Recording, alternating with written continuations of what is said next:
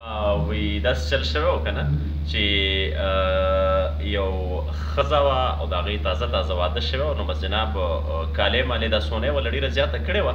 نو په هغې کې چېرته د دې کره غله راغلي دي، چې غله راغلي دي نو بس غلو هر څه راغونډ کړي. په اخر کې دې ناوې ته وي دا امبېله مو باسه، هغه امبېله هم ترې اخیستې، بیا ورته دا کړۍ مو باسه، کړۍ هم ترې ویستې دي. په اخر کې ورته دا والۍ مو باسه چې دا والۍ هم ترې ویستې دي. په اخر کې ورته بس په اخر کې چې پاتې شو د دې پوزې میخکې و که نه، نو دی یې ترې ویستو. نو بس ورته وایي دا مو باسه. نو هغه ناوې ورته په غوسه شوه، نو هغې هغه میخکې زر زر ویستو او ورته وایي واله په خاورو موړ شي، واله ډک شه، واله ډک شه. هغه غل ورته وایي اوهو ته خو پکې سیریس شوې.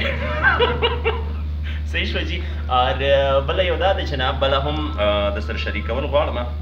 هغه یو سړی په منډه منډه راغلی، وایي ښځې سهار چې زه دغه ته تلمه که نه، سهار چې وایي زه دفتر ته تلمه، نو هلته په لاره کې یو خر و که نه، په دغه کې هغه زوی را منډه کړ، وایي مورې هغه لالا مې وهي که نه. بل ورته ته غلی شه. بیا پکې بیا ورته هغه سړي وایي ښځې زه چې سهار دفتر ته تلم، وایي هلته یو خر و که نه.